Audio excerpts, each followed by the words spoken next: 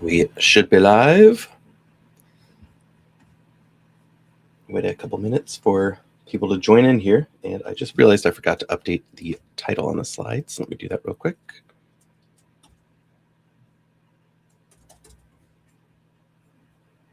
I'll bring them up. As you're joining in, say hello in the chat. Also, I'll mention this a couple times as we go, but if you want to come on stream and discuss actually in audio or on your video, I'll share a link to my LinkedIn and you can message me there. Most people just hang out in the chat and that's totally fine. That's a really cool way to still participate. If you do want to come up, sometimes we have some regulars that join. No worries though, if you want to stay in the chat, I'll try to bring your questions and stuff from the text into the discussion regardless. So hopefully you'll have a fun time though contributing to the discussion, even if it's still in the chat. I see people saying hello and hi. Welcome. I'm gonna wait just like a minute or two before we get going into kind of the slides. I'll share the other links in a minute. This is the links to the slides. I know some people ask for them usually, but they want to check them out. You're welcome to. Doesn't have that much in here. It's just kind of to guide the discussion on the chapters, like their titles and then the sub-chapters in them. So, but if you do find that useful, you can find out that link. Again, we'll just wait a minute for people to keep joining in. And as you are joining in still though, say hello in the chat. It's pretty fun to see the people watching. Also, if you want to say where you're watching from, that's always fun to see where everyone's tuning in from around the world. And also if you want to share anything else about yourself or what you're working on, especially if it is related to agents, that's always really cool as well. All right. People are joining in. Again, just wait 1 minute and then I'll start going through the slides. There's some other kind of setup slides, so people will still probably join in during that part as well. Someone said, can they see the other books in the timeline? Yeah. So this is this year. I'll show this again. If people are just tuning in, I'll go back and then come back to this. This is what we've read so far this year. We're in June right now. July, we have Book This Rag with Python Cookbook. And then August, I have this disclaimer here. I want to double check that it's getting released because sometimes they get pushed back. So I usually don't try to make the event until they actually get published. And I think this is out now, but it still, the physical copy might not be shipping on Amazon or something a little bit later, but I need to go double check. I think this is getting published, or it's not out, but it's getting published like July 1st tomorrow, I think, on Manning. So you can at least buy it digitally, but I think they start shipping the physical copy as well. So I just want to make sure it's out before I officially make the event. But it's going to be Build a Reasoning Model from Scratch, which is kind of a follow-up book to this one we read last year. I don't know if people have read this book, Build a Large Language Model from Scratch. I think was one of my favorites. I think it's a lot of people's favorites out of the stuff that we've read during the book club. And this is kind of a second book to that, which is really cool. And then again, this one's not out yet either. I want to make sure it's released before we book it, but it's a vision language model book that looks really good. And then this was what we read the year prior. And then there's actually another list on GitHub I can share that's the year before this as well. All right, I see a lot of people joining in. So I'll share these links real quick. So this is the book that we read this month, or that you're going to hear some discussion about. It's okay if you didn't read the book and you just want to discuss the topics. But it was Agentic Architectural Patterns for Building Multi-Agent Systems. This was a community recommended one that we should read. I forget who originally pointed this out, but this came up from a couple people in the community. So also, if you have a book that you want to add to the list for filling out the rest of this year, let me know. Or let me know a general topic and we could try to find a book on it. Some of the topics, there aren't full books out yet, like world models keeps coming up. I haven't found like a good book on that yet. I'll also share a link to the O'Reilly. This book is on the O'Reilly platform as well, which is where I usually read the books. I have a subscription there, but you can also usually get access to the O'Reilly platform from a lot of public libraries or your university or sometimes your work. So if you are looking where to read these and you're okay reading them like digitally, if you have a library card, go like Google your library name and O'Reilly and see if they have access for you there. I know the Seattle Public Library does, which I know some people in this group actually use to read it as well. And then the GitHub for this book, which doesn't have a ton. It has like the last 3 chapters as our full examples. Oh, and someone mentioned, let's look at this real quick. So they mentioned that the digital version of this book is $10 today. So if you haven't read this yet and you think it seems interesting when we go over the titles and some of the discussion points, you could buy it for $10 digitally, which is pretty cool, actually. And about the AI Book Club, if you haven't been here yet, in short, we read a new book every month, and then we've been discussing it online. We've been doing this for a couple of years, or over 2 years now. Originally, it started a little bit different format. It's gone through variations. Started before COVID, and then during COVID, it went online, and we were reading the deep learning book, and then it kind of shifted into reading books a little bit faster, like once a month. So you could also join the Slack group, which is I'm using the Flyte one, which is the open source orchestration tool I work on. There's an AI reading club channel in there. If you want to discuss any of the books or recommend ones that we should do next, join the Slack channel. There's also just a ton of people and other stuff going on in the Slack channel, so it's kind of a fun community to join. And then also, I need to update this. I think I've said this in the last couple of book clubs. I have a GitHub here with the past books. It doesn't have the upcoming ones. I need to update that. And then you probably already found this if you're here, unless you just found the stream. But the best way to stay up to date is to just join like the Luma calendar. All the events get posted there. And then recapping again for the people who just joined in. We're here. We're in June. This is the June book. These are the books we've read so far this year. And then upcoming, again, RAG with Python Cookbook, Reasoning Model, Vision Language Models. If these get released, they're not currently released, but they should be out, I think, in July. So I'm just keeping an eye on that. That might change if they get pushed back. Again, what books should we read next? Let me know either in the chat right now or in the Slack group a little bit later, or connect with me on LinkedIn, which did I share the link?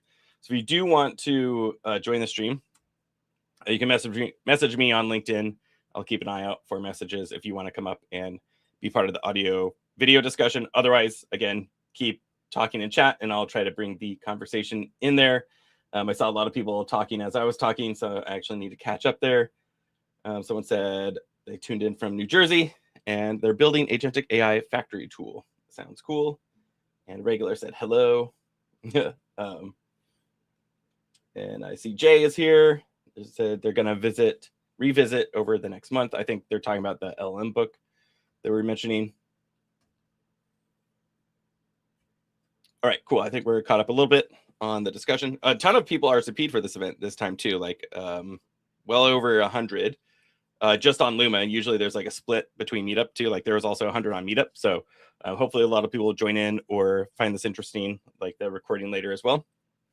Again, the format, I already talked about it. Shout outs before we dive into the actual book topics. Is there anything people want to shout out? Like, is anyone hiring? Is anyone looking for a job? Any awesome projects that you want to share that you want people to check out? We've had a couple of people I know at least get interviews from this where people are hiring in that space and people just graduated or something in that space. They were able to, I don't know if they got the job. I didn't follow up afterwards, but actually get interviews. So shout out in the chat if you're hiring or looking for a job or you have any recent projects you want to share out. I think we're hiring at Union, which is where I work. Let me pull up our jobs page real quick. I'll share it out. I'm not sure which is in there because we hired quite a lot recently.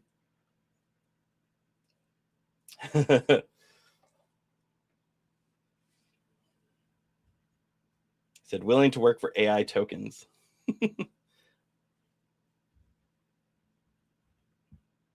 On what platform? Or just in general? On Union?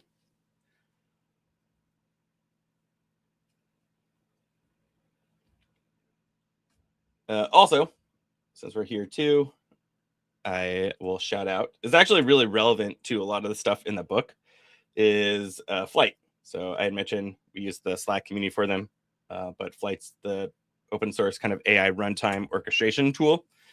that we work on at Union. So if you want to check it out, it's open source. There's a thing called DevBox. You can get set up really easily, or even just use the SDK and get a lot of really cool agent features, which I'll probably maybe relate. I usually try to relate a little bit to them as they come up with the topics in the books, because it's like what I work in all the time.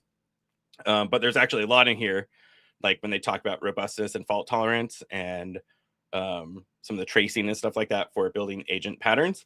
A lot of that stuff we've done in Flyte that makes it really easy kind of to work out of the box. So check out that project as well. But any other shout outs before we keep going? If not, I'll go through kind of the chapter list here, and then we usually just kind of go through the chapters and break them down a little bit. Sometimes, or actually almost every time, there's chapters that are a little bit more interesting, when maybe with more meat or something in them that we want to break down further. But again, if no one else wants to join up on the video and audio, just keep talking in the chat, and I'll bring your ideas or questions into the conversation for everybody here. Oh, and actually, I can actually bring them into the stream since we're streaming in multiple places. So hopefully this works. All right, so the chapters for this one, again, this is for people just join in, the Agentic architecture patterns for building multi-agent systems. This book by Pact, which I'll share the link one more time because I did see a flood of people come in. Check it out from Pact Publishing. You can find this probably anywhere, again, on O'Reilly or Amazon. But someone did mention they just have a $10 sale going on for it. So if this seems interesting to you, you might want to check it out. So I'll read out the chapter list, and then we can just start from there. If you have any specific chapters, use them as topics. Again, if you haven't read the book, that maybe sound the most interesting to you. Chapter 1, GenAI in the enterprise, landscape, maturity, and agent focus. And then chapter 2, or did I say chapter 2? Chapter 1. Chapter 2 is agent-ready LLMs, selection, deployment, and adaptation. And then chapter 3 is the spectrum of LM adaptation for agents. And it kind of goes into RAG and fine-tuning in this chapter. And then chapter 4, it's an introduction to agentic AI architecture. Talks about kind of the common components between most systems and their interactions. Chapter 5, this is where I personally felt like 5, 6, and 7 were the more meaty chapters, at least for me. But I have read several of the other agent books and worked with agents. So the other chapters are good if you're newer to the field, but if you've been working with LMs and agents, they might just be a little bit more of a refresher, or maybe nothing super new there. Then chapter 5 is the multi-agent coordination patterns. Again, you've probably used some of these too if you've been building on agents, but I thought this was a really good intro to those patterns and dive pretty deep into some. I have some notes I can pull up when we go to the slides on this. Then chapter 6 was explainability and compliance agentic patterns. It's a little bit more about how you can track what's going on here, or I have the slides with the breakdown of the specific things. We'll dive deeper into it. And then we had chapter 7, robustness and fault tolerance patterns. So how can you make your agents robust? And again, this is a little less on the infra side, but a little bit more on like, do you want to add parallel agents in tandem? So if one fails, you still have results and stuff like that, or doing consensus. So again, we'll break that down a little bit later. And then chapter 8 is human agent interaction patterns. Chapter 9 was agent level patterns. So like more, communication between agents. Chapter 10 was system level patterns for production readiness. Some things to keep in mind as you're putting agents in production. And then chapter 11 was advanced adaptation, building agents that learn. And a lot of this kind of had like online learning things as you go, like either you're storing in memory, but they have other things too, like even potentially doing like fine tuning, like DPO as online learning with your agentic system. I think that would be a lot. You'd want to definitely keep testing it as you're doing that. That's why it's the advanced adaptation, I guess. Chapter 12. It's a practical roadmap implementing agentic patterns by maturity level. They kind of have these like clumps that they stick these agents into as like, they call them maturity patterns, and kind of complexity of like where they sit. I guess we could bring that up if we want, but I think it's kind of arbitrary maybe how they put those together. And then they go into specific use cases. Like they kind of, this is where I shared the GitHub link earlier, but this is where the the kind of full implementations they have on GitHub. They talk about the single agent for loan processing, an use case, which is a multi-agent system for loan processing. So they kind of build upon like a single agent and then go into multi-agent. And then I think the GitHub also might have some of these implementations, like they talk about using Google's ADK. I don't think they actually show a ton of it in this chapter, but they do show some examples of like CrewAI and LangGraph, which are frameworks for agents if you haven't checked them out. And then there's like a conclusion chapter. And these are kind of the chapters. I'm going to catch up on chat because I saw people commenting. But did you read the book? What chapters did you find most interesting? If you didn't read the book, which chapters sound the most interesting to you as well? Somebody said, curious, are people without technical backgrounds actually securing jobs at AI companies? That would be a real tell about the strength of agents today. I don't know. I mean, I feel like most people have, or that I know of right now, have some form of technical background. If you're coming into a tech role, I guess is what I'm thinking. I'm not sure. There's obviously other roles in AI companies that aren't technical roles. But I guess, are you asking, can people come in and just prompt Claude to build things? And also define, or I guess like depends on how you define technical background. Like you're going to self-study and probably get pretty good at doing something like building specific types of applications. So I don't know. I'm not really an authority on that subject, but if other people have opinions in the chat, put that in there as well. And it sounds like Raphael did read the book. They said, really interesting book. I learned a lot. And then someone said, question, I see how to configure Flyte. Yeah, I would love to show you how to configure Flyte. This event won't be specifically about it. If you go to the docs, it does, I think, a pretty decent job. I'll just pull them up real quick. I would go look at like run modes. You could do run locally or run in DevBox. But I do a ton of events around configuring Flyte and running Flyte as well, even in the same group. So if you are in the Build and Learn almost every Friday, not this Friday because it's July 3rd, right before 4th of July. It's off for a lot of people. We do events using, I always build something with Flyte there, often the GenAI and agent space. And then also if you just go to, I'll pull up actually, well, people, again, keep thinking about what chapters are most interesting to you. Let me pull up an upcoming event for you as well. And for anyone here, it might actually be interesting. So I have two, kind of if you're interested in the agent side, I have an event on building code mode agents on July 14th, which will be really cool. And again, we'll also use Flyte there. And then also, if you're more on the training side or interested in the training side, we'll be diving into GRPO, and we'll be using Flyte for building the pipelines there. So one, you could look at the docs, join those events, and I'll do it live for you as well. If you're still here at the end, comment too, and maybe we can go into something. Someone said they hadn't worked through the whole book yet, but the practical roadmap, I think, was at a chapter, practical roadmap implementing agentic patterns by maturity levels. I think this one really was, I mean, from my recollection of this chapter, it was kind of just combining a lot of the stuff in the previous one. So not a bad chapter, but I think it's a kind of like, hey, here's everything that we can think of that you want to know for like building agents. And then they kind of combine it into again, they kind of clump those maturity levels that they made, or yeah, I mean, I think they just kind of made them up of saying like, this is maturity level 1. You don't have fault tolerance or something like that. And you haven't implemented this stuff in there. All right, so I'll keep going down and breaking down the chapters a little bit.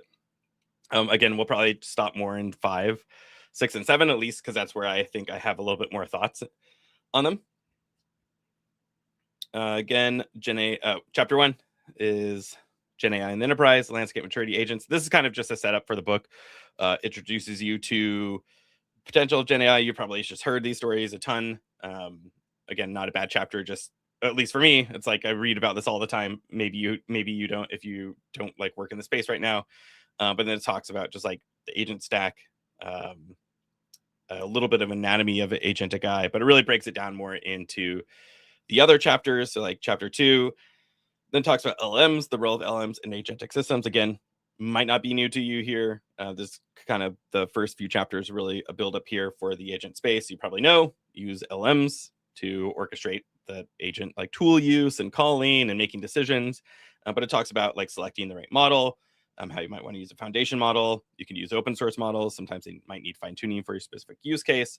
And then deployment and performance optimizations for agents. And then a little bit about really just a little bit more on the LM management side here.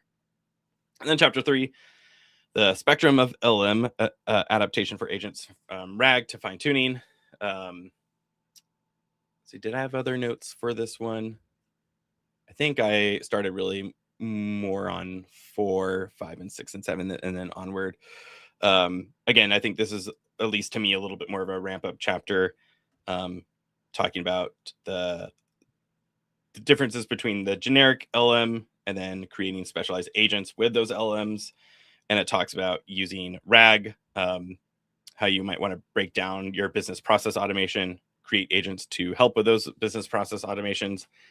And then, enhancement with RAG. So like, how do you ground your LM answers? And technically too, I mean, a RAG chatbot could be considered an agent, like the database or vector store, wherever you're storing the RAG knowledge can be a tool, and it decides to call that. It does talk about fine tuning for agentic capabilities. This used to be more of a concern several months ago, even maybe like last year. Some of the open source models, not everyone had like function calling built in. I think pretty much everyone does now. Like even if you're using like a very small Gemma model, you don't have to fine tune for just tool calling. You might want to fine tune for specific use cases, obviously, and reasoning for your agent to use case. But for function calling specifically, most of the time, that's not really a concern from what I've seen anymore on a lot of the open source models. In context learning, this is kind of, again, keeping context of whatever's happening in your agent. It talks way more about this later, but basically this is like a short or a simple form of memory, right? And then grounding the model output. I can make sure the model output actually is grounded in a way. And we've actually looked at this in some of our Friday streams quite a bit with like Ragus. There's like different metrics and stuff to do this, where if you are pulling knowledge from RAG and then having it synthesize a answer with that knowledge, can you actually kind of double check that that knowledge exists within the answer? Turns out, yes, there's different ways to do that. And Ragus is a open source package that has some metrics for this. And you can also do things like LM as a judge. There's some other metrics too, again, mentioned in other chapters, but like Blue and Rouge are the more traditional NLP metrics that people, at least were using when LM started coming out. And that does things like a word overlap and stuff. So there's different metrics that you can kind of double check for grounding here. Just catching up on chat real quick. Raphael said, to me, every chapter was interesting. Chapter 3 was very enlightening. Awesome. What did you find the most interesting about chapter 3?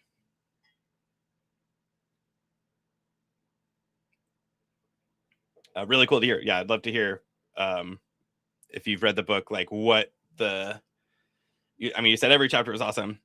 If you have specific insights as we go through the chapters, like what you found the most interesting or helpful in the chapter, that'd be really cool to hear. Just make sure no one's messaged me to come on. So again, if you do want to come up, no pressure, but I'll share my LinkedIn again. If you want to stay connected, that's cool. But also if you do happen to want to come up and discuss on stream, like your favorite chapters or the topics, message me on LinkedIn and I can send you an invite link to the stream. But no pressure if you want to keep it in the chat too. Again, that's totally fine. But the invite is there for people if they want to come up. All right, chapter 4. Hopefully Raphael's typing out an awesome answer for the chapter 3, what they found the most interesting. Chapter 4 goes into agentic AI architecture. So this starts breaking down the components and interactions, defining an agent, core concepts and capabilities, the anatomy of an agent, data stores and environment, context for agents, agent interaction models and key features, technical considerations for agents and architectures. And for this one, defining an agent and the core concepts, like they talk about a little bit more on decision making, state and memory. So like as your agent is doing some sort of action, actually fun question for everyone. Who has built some form of an agent before? And I guess another level to that, like, have you done a multi-agent project before? Because this book obviously focuses on multi-agent stuff, and that's really when like state and memory becomes really valuable.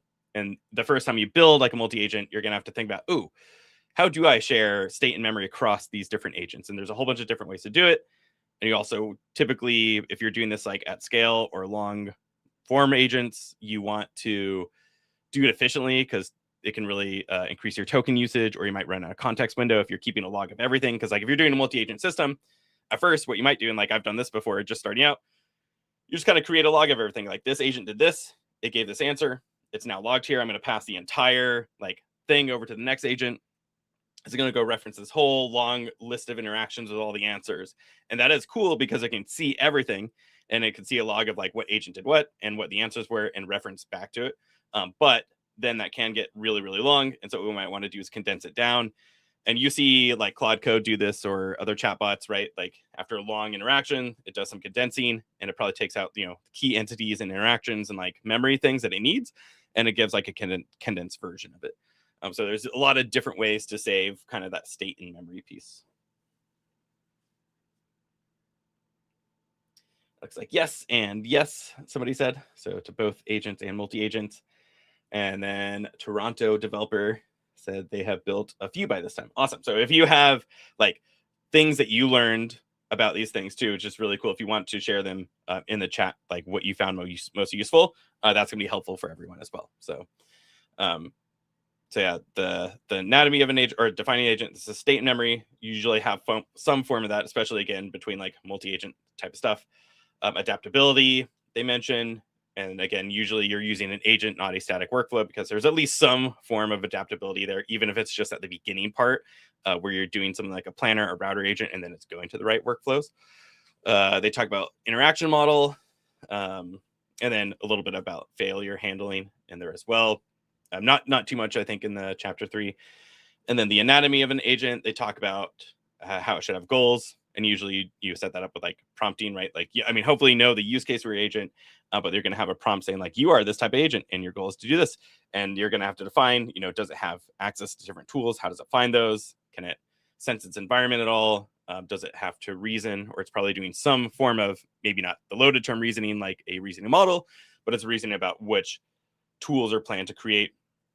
And then it's going to do some sort of action, and then again probably has some form of memory. And then if it's multi-agent, again also will probably have some form of coordination. There's different types of agents, like planner agents, React agents, probably an infinite number of terms now that I don't remember all the different types. And then they show like an example of a loan processing agent, and they kind of put these things together. They talk about using multi-agent coordination. And they don't really show a code example that I recall, but they do talk about using the A2A, the agent to agent framework from Google. And I'm actually curious, has anyone built anything with agent to agent? Because I haven't yet. It comes up quite a bit. It's been on my list to do, but there's an infinite amount of frameworks, and I have a limited amount of time, so I haven't been able to try A2A yet. And I know they also had like a new version come out, I think several months ago or last year or this year. I'm curious if anyone's used that framework and if they like it.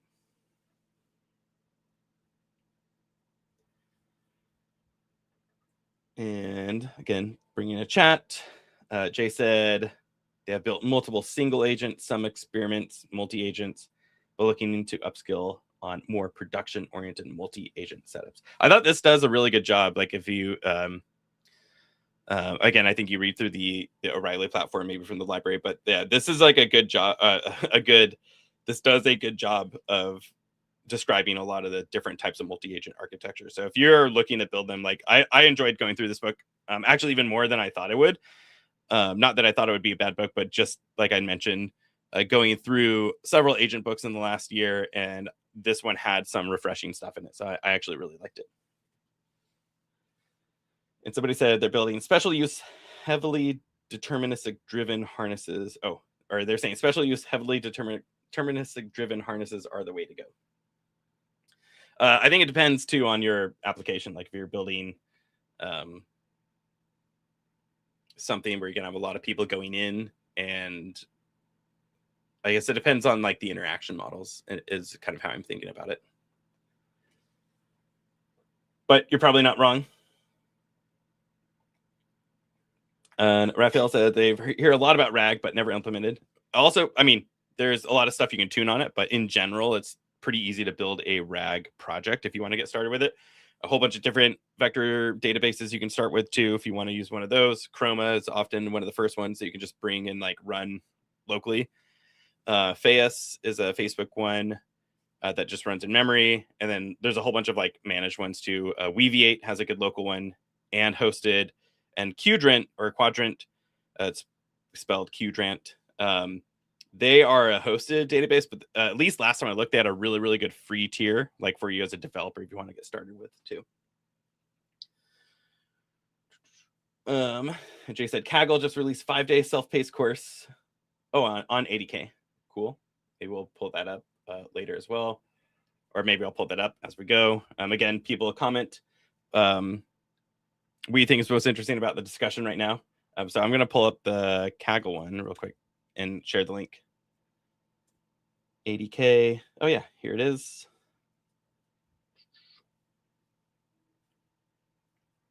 I'll share the link in the chat. This is why I like the book discussion. It isn't just me reading the book out loud, but hopefully fun discussion around the topics and then like cool stuff around it. So it's really fun finding like resources like this and hearing about like what people are working on or the things they want to work on. And then we can kind of help each other out in those areas. Someone said, yeah, an agent with Claude using skills after reading the book is like a joke. like it's too simple. It's like a different form of thing. Like the book here is talking about, building agents for, I don't know, really specific use cases. Like if you're doing, like they bring up healthcare a lot, they bring up financial industry a lot, they bring up travel, which is always the go-to example. I don't know. Do people use like agents to book travel yet? I have not. And I feel like I still do a lot of checking anytime I book anything, which is kind of how I would want to right now. I want to double check everything. And VJ said, learn, use standard best practices, e.g. circuit breaker, selection of models, mini models for routing, LMs for content generation. I haven't looked at circuit breaker. What is that? Is that a project? But also good point. So, and I think they don't go a ton like in the model selection area. I mean, they talk about a little bit for and there's a chapter, I forget which one it is, with the routing specifically. I guess it's this one, the chapter 5. But yeah, so VJ brings up a good point.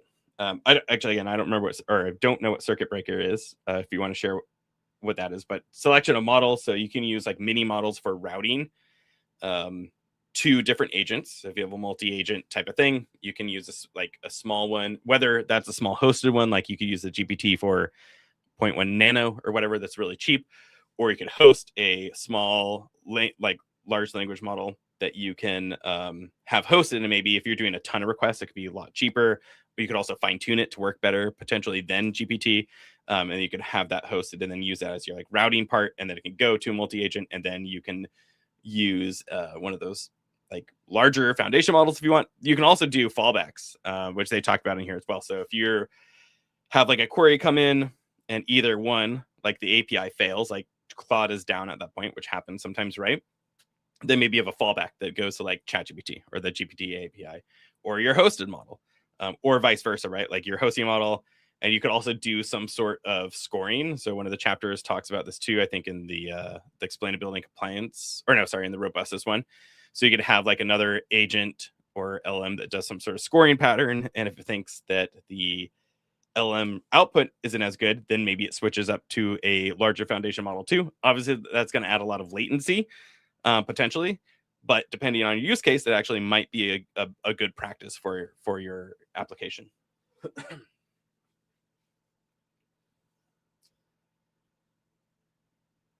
And somebody said the papers in that Google Kaggle course are quite interesting. most of their content is not Google specific. Oh, cool. I haven't looked at it. I know Jay brought it up. I think, Jay, did you go through it before? I have to go check out the papers if they're cool. And a lot of times these content too, like even if they have a specific framework that they're using, it relates to almost any other framework or like agent type thing you want to build. Okay, so circuit breaker. Oh, actually, I can bring it up into the actual view here. The circuit breaker pattern. I read it as like a library. Circuit breaker pattern is a software design pattern used to detect failures and encapsulate the logic of preventing a failure from constantly reoccurring in distributed systems. That makes sense. Yeah, they have. They mentioned a pattern that I think is that they call it something else. I think actually a lot of their patterns, they kind of give like a name. I'm not sure if they make up the name, but there's a pattern that is that where it's like an encapsulated agent for the failure mode. Oh, someone asked, Kevin wants to come on live. Kevin messaged me on LinkedIn and I can send it. I don't post it publicly because otherwise you get, I mean, sure, all of you are really cool here, but you can get people that you don't always want on live. Let me find Kevin's message real quick. Or I'll message you.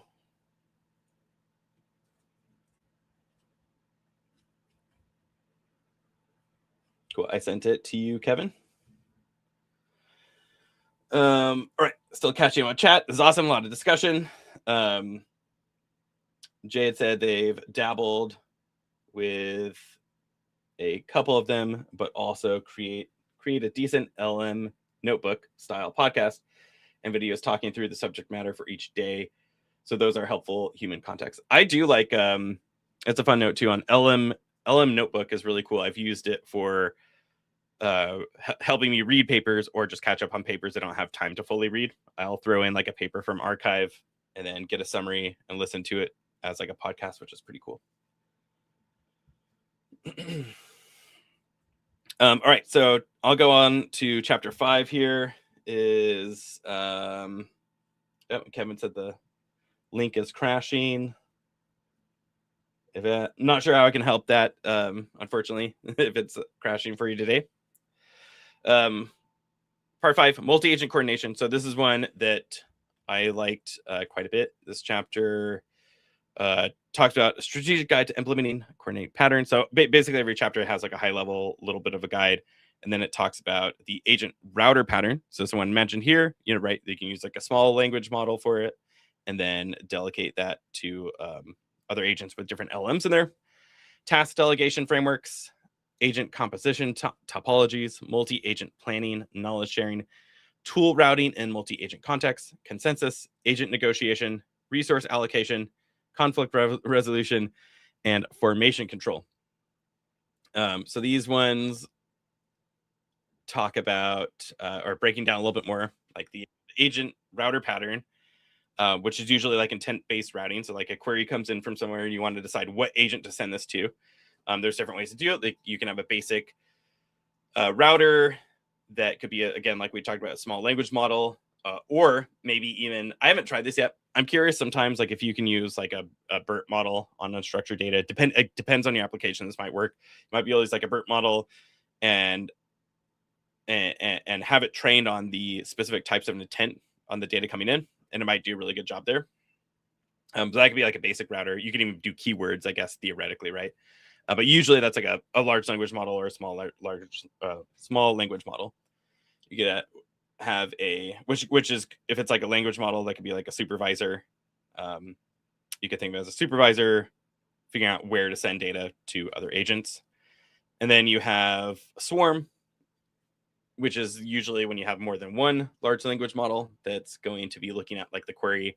And then they can either, they talk about this in one of the other chapters, but right, they can like argue about which one to go to, or come to consensus, like saying if you had like 3 and 2 said to go to this one, you can use some like consensus swarm type of thing for routing. And then as agent composition topologies. They talk about in this, let me make sure. Yeah, in the agent composition topologies. Actually, I think my note is messed up here on this one. It might be, or maybe it's not. I forget if this was in knowledge sharing or here, but they talk about, they call it like the Blackboard Knowledge Hub pattern, which again, I'm not sure if that's a term they've made up or if this is like a paper written on this. But they kind of talk about implementing a central repository. They call it like the Blackboard that holds the typed versions of facts and hypothesis between all the different agents, like as they're working through their thoughts, which I thought was actually pretty cool. It kind of reminds me of like LLM Wiki, but for your agents as they communicate with each other. And then this is kind of like a shared memory piece, but a little bit of a specific way of doing it, which is cool. And you could go see, like, they have a medical example where, like, they say, like, patient comes in with like fever and rash or something, and then and that is like gets stored in a central spot instead of going out to like a router agent. It basically is like, hey, here's knowledge that came in, and then you have agents that go look at that knowledge. So maybe they're on like a timed thing or whatever, where they see when there's new knowledge in there, they go look at it. And then you could have specific ones, like they have like a I'm blanking on the name of like the skin doctor will go, they say, oh, there's a rash there. Well, I should go look at that or get more data on that, right? Like I'm going to request pictures and them to do whatever type of stuff they have to do. And then you get another type of doctor say, oh, there's a fever. Well, I'm going to look at this and like hypothesize on this type of thing. So instead of doing specific like router type thing, I think it's like talking about, you can have the central repository for knowledge and then agents come in and kind of consume it there, which is kind of cool. And they talk about tool routing. Again, also tool access. This could be like a centralized repository where you could have specialized tools per agent. Most of the time when I've done multi-agent stuff, I've had more like better results often when I have like an agent specialized to use a certain amount of tools. But again, that's just been my use cases. It's not like the best way necessarily all the time. But I would have like an agent that is, for example, a math agent, and it has a list of all the math tools. Or you could have one that's like a text agent, or again, a specific medical doctor, and it has those specific tool accesses versus a central repository. And if you have too many tools that's central to all of your agents, often they can struggle. I forget that after a certain point, they can struggle with calling them if there's like a whole bunch of different ones. So in my experience so far, it's just been good to kind of have specialized agents with access to specific tools. You can also do tool discovery through like MCP, right? Different ways of bringing tools into your agents. And then they talk about consensus. I kind of mentioned this a little bit ago, but like you can have more than one agent.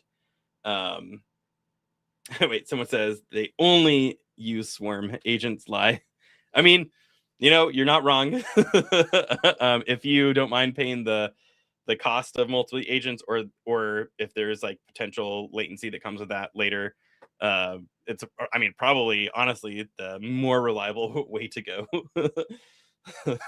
But depends on your use case. But I like that statement. Sorry about consensus. So actually, just talking about multi-agent Swarm, right? You could use Swarm consensus. This is what they talk about in this chapter. Where you agreement, you can have convergence on them too, like if they're reasoning and trying to get to the same point. You could also add, this basically can add robustness to, like I was saying, you could have multi-agents getting the same conclusion. If one happens to fail, you could take the one that didn't make it through. And they talk about that in the reliability chapter a little bit more.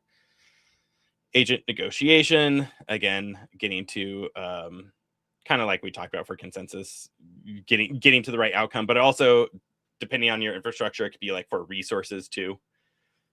They talk about resource allocation. So is there a centralized allocator to allocate resources to those agents, or are they like arguing for them? I don't know if anyone's really run into this yet in production. I haven't too much, especially if you're using like hosted API stuff, but I could see it being interesting for something, or maybe if you're doing like more embedded agents or something like that on like a small hardware type of thing, that could be interesting. Conflict resolution, resolving conflicts from multi-agents, like if you're doing swarm stuff, how do you resolve that? Do you just have a policy that's in place? Do you have another supervisor agent that looks at it? Do they negotiate? Do you use game theory? Whole bunch of different stuff that you could do. And they talk about formation control, which is basically swarms, but with structure. So you could have a whole bunch of agents doing things, but a little bit more like structure to them, and maybe hierarchy as well, actually. All right, so let me catch up on chat again, because a lot of really cool comments coming in. Somebody said Amazon has a production agent that uses a BERT model for routing. Okay, cool. Yeah, so does I was thinking BERT model would work good for routing, but I wasn't sure like who was using that in production. So really cool to have a use case for that. And they said read the paper recently. It's called Insight Agents. Let me see if I can find that real quick. Insight Agents, Amazon. Is it? I'm not sure if this is the paper. I did see another Amazon result come up, but I'll share this if it is. I'm not quite sure if it is. I can double check. And then I think this is probably, if that paper isn't correct, this is probably it. Oh, and I think it links to a paper, so actually. I'll look at both of those later too. But that's cool. BERT model is awesome. By the way, if people aren't using BERT models, it's a really, really great model that is very lightweight, but does a really good job of handling unstructured data. And it's easy to fine tune on your unstructured data that you might already have for things like classification. So if you want, or intent.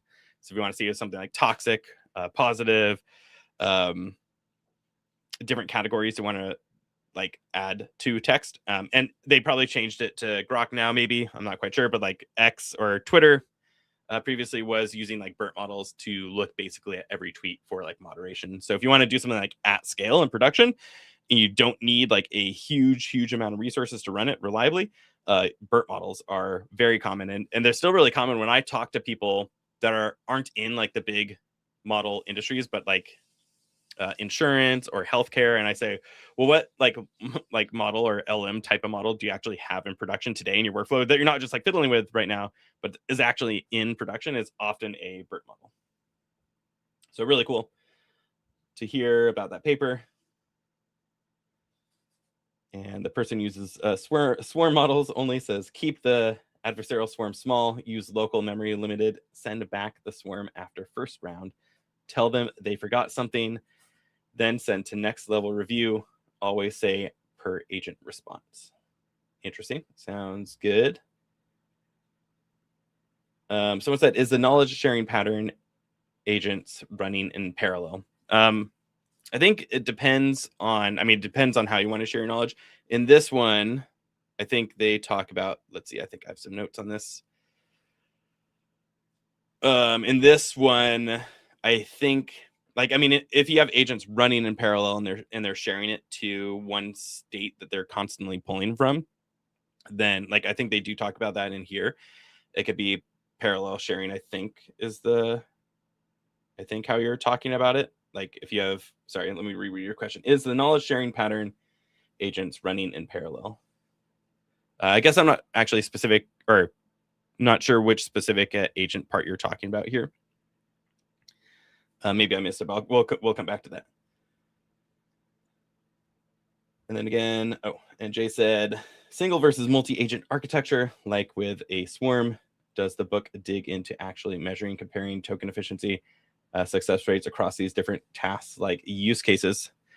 They have a little bit of, they have a chapter and a subchapter called tokenomics.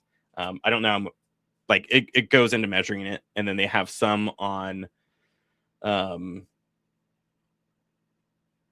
measuring success rates. Like they talk about some of those metrics. I don't think there's a huge dive into like the either or of single versus multi, but they give you, I think, some of the tools for you to go set up those things.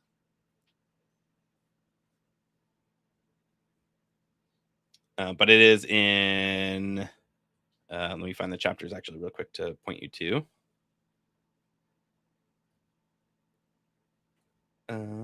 Was it this one?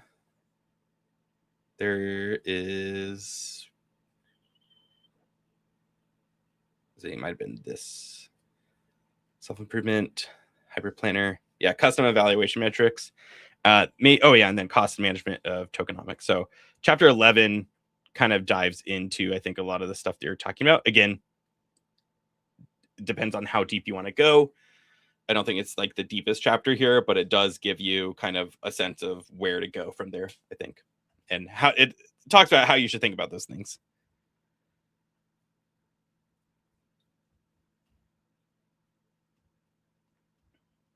And I think someone said, yes, that's the right paper. Somebody said they have used, or Toronto developer said they've used BERT model and dBERT for one of my projects to automate computer use agent tasks. Ooh, that's cool. How did you use it to automate a computer use? Was it like understanding intent from people, or how was it doing? Ooh, I see Kevin made it in actually too. Welcome up, Kevin. Hi. Yeah, thanks. Great to see you again too. Likewise, it's a pleasure to always. Actually, you were my first teacher in ML, machine learning. I think a couple of years. I've actually attended your first class. I think we were talking about machine learning. That's when I got oh, that's awesome. Introduced to the machine learning. I remember you in other book clubs and stuff too, but in a while ago. So great to see you again, though. I just want to make one comment about the patterns. Somebody said also circuit breaker, right? I mean, some of the old timers, they know gang of four patterns. Anybody here remembers knows the gang of four patterns back in the day, 2000s? It's a design pattern. So basically, patterns come up based on your experiences. You went to a lot of these client sites and you saw the problem repeatedly, and you come up with some solutions. That's a pattern, right? That's how gang of four, like a design pattern. They have these patterns come up over the time. So I'm not sure this book actually talks about agentic patterns. How relevant are these? Are these made-up patterns? Because agentics are new, right? They're fresh like babies. Yep. So it's like you come up with already patterns and solutions. So I don't know. We have to take with a grain of salt. That's the comment I want to make about that. No, I think that's a good point. Is with a lot of the books too right now, like agents. I know in the past, not any of the super current ones, but like in some of the past books, I forget if they're in this list. Maybe it was the one. I think it was the one we read like right before 2025. Maybe. Basically, my point was just going to be that some of these agent books get outdated really, really fast too. So like this book might be very relevant now. In 6 months, who knows? Like all the patterns might be different. On the same note, right? We have the J. Elmer book. I have the J. Elmer, and that book is actually already out of date. I tried to run some of the comments. It's pretty new book. It just came last year, I believe. Which one? Jay, Jay from Cohere, Elmer, I think his last name. Oh, okay, yeah. His book is already out of date. I tried some of the comments. Yeah. It's out of date. So I am with you on that. Yeah, I think also like the code definitely can get out of date, I think, extremely fast. The patterns, we'll see, I guess, right? Like a lot of these are kind of new patterns like they're talking about. And I guess we'll see if they stand the test of time. I'm not quite sure. But I think at least in theory, like a lot of this book is like theory of these patterns and like why they work right now. So even if you have to change them a little bit later, hopefully, I guess they get you like thinking in the right direction, and then you can create your own pattern, like forking off of it in the future.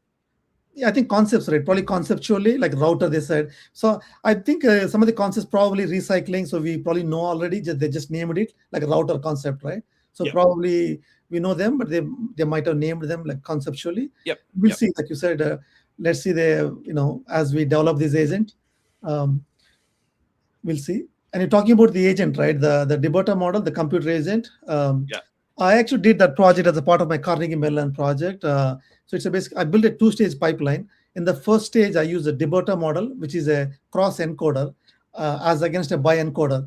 In a bi-encoder, you just give two like elements, but in a cross encoder, the cross reference is faster. So that was the Deberta, one of the flavor of the model. I use the Deberta to when we feed the, let's say I want to book a flight ticket, right, from Toronto to New York. To automate that, if you go to Kayak or any website, there's a lot of DOM elements, like thousands of DOM elements, right? We cannot feed that many DOM elements to the GPT because it costs you a lot of money. So the Deberta model, it basically prunes and minimizes the inch of thousands of elements in the top K, could be 10 or top 20 or top 5. so that it prunes the top k elements and feed to the next stage of the pipeline. And the second stage will predict the relevant task based on the, let's say you give Toronto and New York. Should I click it? Should I submit or should I type? It'll predict the second stage. And there's a top K, right? So in my case, I got around, I think I have the metrics here actually here. I got around 95% actually, in the top, I think 10. So top 10, I could find my predicted element and fed to the second stage GPT, which is relatively cheaper, right? Instead of feeding thousands of elements. So that's the... Yeah, that makes sense. If you're doing at scale, like if you're doing something like every second or whatever, somebody's using your thing, right? Like it's going to save a lot. And GPT is pretty expensive, right? GPT-5. Yeah. Yeah. And someone had mentioned replying to resource allocation. Before running the experiment, we checked 9 operational dimension memory, cache threads, image, instance size, storage volume, pip dependencies, pre-installs, and timeout. And so is that checking it for like reliability type of pieces, like making sure that that's all there before it's running the agent in that case? Is that like a kind of a reliability piece? Is what it sounds like to me. It sounds cool though. Going through, let's see. Did we talk about chapter 5? I think a lot. Yeah. And we're almost on time here. So again, this is cool that we didn't even get through all the sub-chapters because there's been a lot of awesome discussion. So that's awesome. So if we don't get a part you want, I mean, speak now in the last 5 minutes. If there's any of the other sub-chapters you want us to break down or discuss, so we probably won't make it through all of them. On chapter 6, though, they talk about a little bit more on the explainability and compliance patterns, instruction, fidelity auditing, fractal chain of thought embedding, which actually I thought this was interesting. I haven't used this, or I don't think I've used this concept, or at least they call it something different. The way they're explaining it, I haven't quite used it, I guess, or at least I haven't thought about it in the same way. So the fractal chain of thought is like you generate, at least the way they're describing it is like you generate they call it a thought unit. So like if you've done chain of thought inside of your agent or LM before, probably seen it's like kind of reasoning over why it's doing something. And I guess that would be in this case, like a thought unit as they're calling it here. But then you're going to pass that thought unit along with, I think, your answers like over to the next LM, and so it can kind of continue this chain of thought, which is kind of cool. So I haven't done that. Like I've passed context over and answers over, but specifically thinking about it as a continuation of chain of thought was kind of interesting. So they call that a fractal chain of thought in this book, and I thought that was kind of an interesting thing to call out in this chapter. I have a question of the explainability. The reason you actually go for a machine learning versus deep learning, right? LLM is obviously deep learning, and one of the advocacy for a machine learning, if at all, if you want to use the classical ML, because you can explain, and using sharp values or whatnot. Whereas in deep learning, it's like a black box. You could explain, but really, it's all deep, right? I mean, you have input layer, output layer, in between hidden layers. So there's less chance to explain what feature actually contributed. So I don't know. It'll be interesting. I'll read this chapter a bit later and see. Yeah, I think they don't go as far into things like SHAP values, which you can actually use, or attention. Like there's different ways you can, like, depending on what you're trying to explain, I guess, right? Like if you're trying to understand why the LM said a certain thing it did, you can actually kind of extract out attention layers from the response, which is interesting. So if you want to go back and almost use it as like a SHAP type of thing to be like, what word specifically triggered my LM to do this, you can like do a heat map on attention, which is cool. They don't talk about this in this book. It's a little bit more about like keeping track of like the decisions, like again through like this, if you're, I guess you want to continue this chain of thought kind of thing, right? And like see all the decisions it made. Like it's more like tracking its output in different ways, whether that's in a memory, and then not for explainability, but they talk about like re-injecting instructions like throughout all the agents.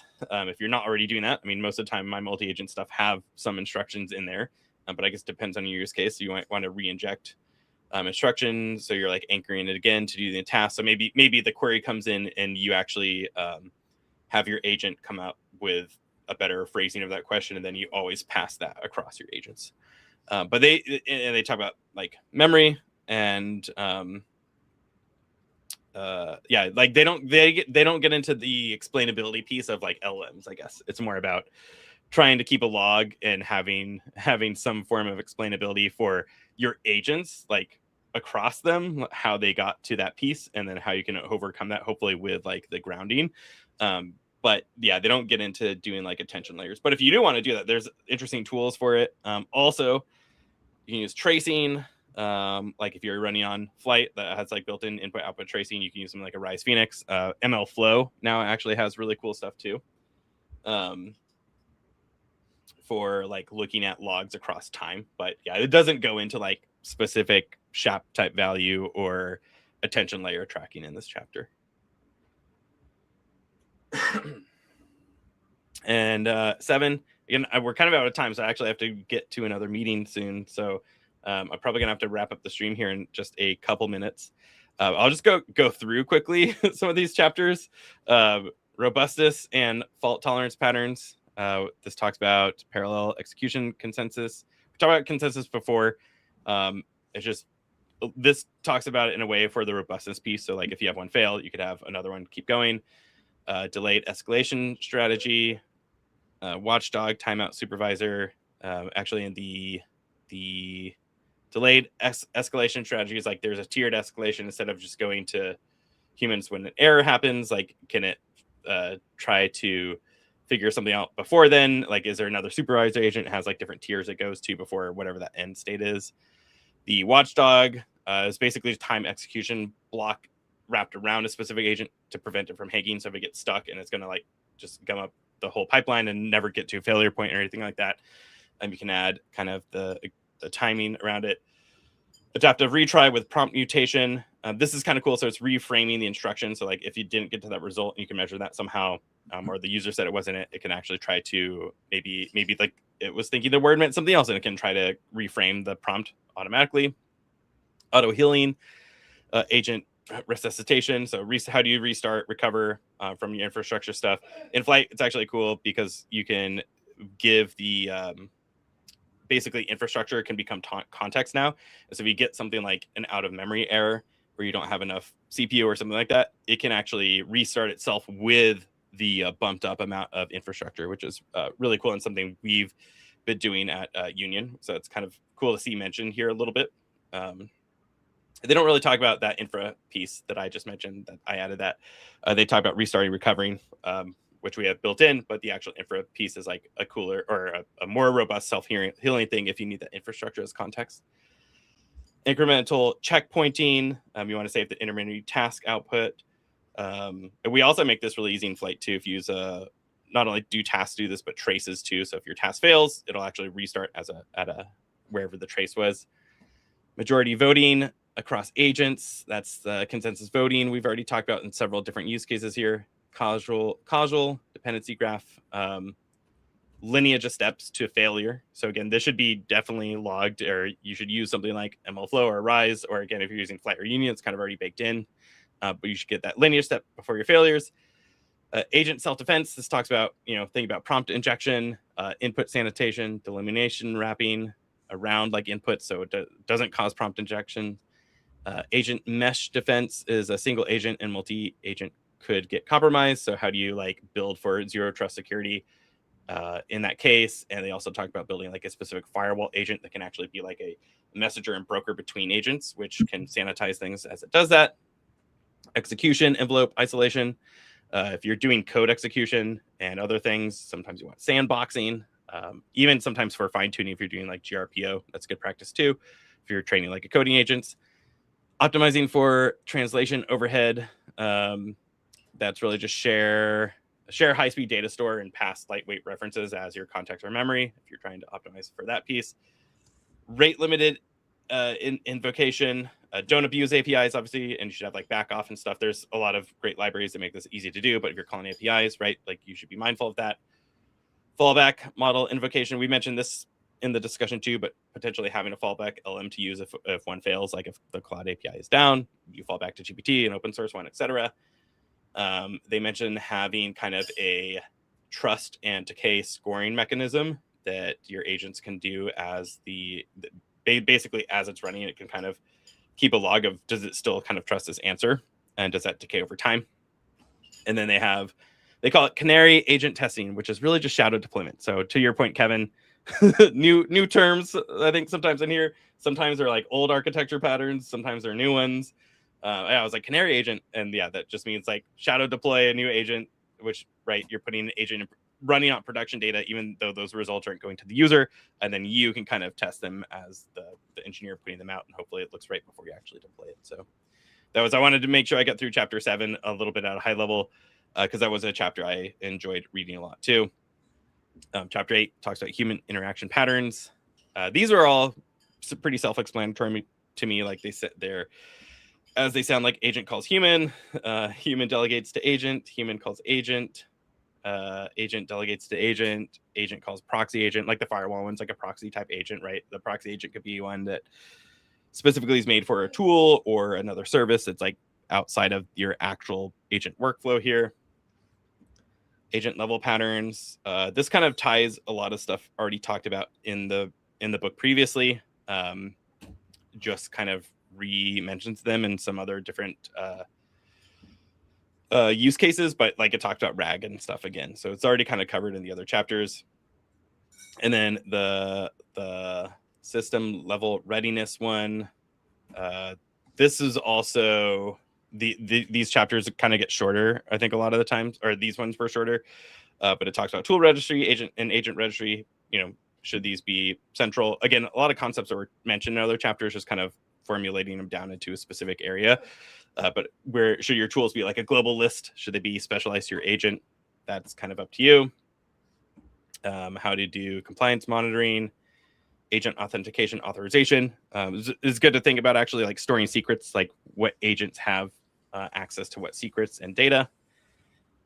And then we had advanced adaptation, building agents that learn. This talks about like online learning and some interesting stuff around like fine tuning and also evaluation metrics. So we mentioned like Blue, Rouge, etc. before, how to create your own validation metrics, and then also like how to fine tune your models and how you could even do that potentially like inside your agent loop.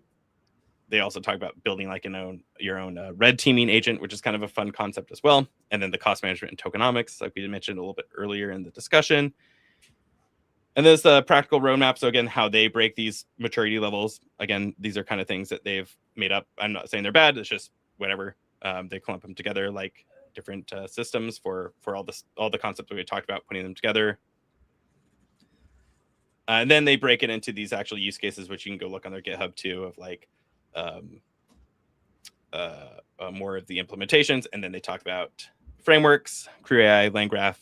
I'm not sure if people have used those before, just agent frameworks, and then conclusion. So kind of rush through the bottom part of the book here because we got to wrap up the stream. But I enjoyed the book. So again, if you want to check it out, if you thought this sounds interesting and you want to dive deeper into it, there's the packed link. You can also find it wherever. I don't get a kickback or anything from this link or anything. So Google search it, whatever you want. If you want to go read the book, just right now, like someone mentioned, you can get it for $10 a day at the ebook if you're interested. So I'll catch up on comments. And Kevin, if you have anything you want to end with, but then I'll wrap up the stream here. Some of the chapters, right? If you replace agent with a microservice, and if you're working a backend, that's it. So they said fault tolerant. If one goes down, how does the discovery, orchestration, microservice architecture? So it's pretty much some of the chapters. I know they are very learned people. They took something book on microservices, replaced with agents.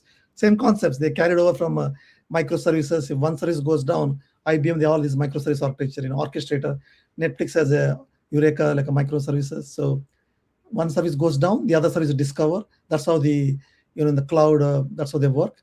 So I think we're not there yet, right? There's not out there where this orchestration is there for the agents. Probably this is a theory. So somebody will come out, if you have multi-agents, one agent goes down, or actually how you register the agent to the some kind of orchestrator, and one goes down, the other comes up, and also fallback, right? Yep. Obviously, you'd have more than one agent at any point of time because, for example, if it's a mission critical, right? Let's say it's a locomotive traveling, and you have an agent, checking for some fuel. If that goes down, you don't check for the fuel, and that's a very mission critical, right? Yep. Yep. So yeah.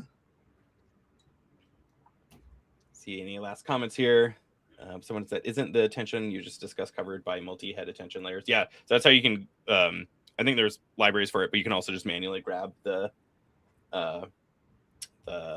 attention layers and map them back to the tokens, basically.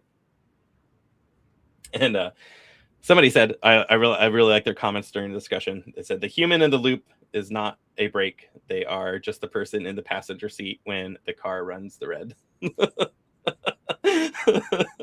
Hopefully they have a break, but it depends on how you set up your your agent architecture. And someone also said fractal chain of thought sounds like a really cool concept. Would you try to test that out when they will try to test it out when they get a bit more familiar? Yeah, I want to go look at that too and kind of see if it's actually interesting or if just passing the context along works just as good. It probably just depends on your use case, like always.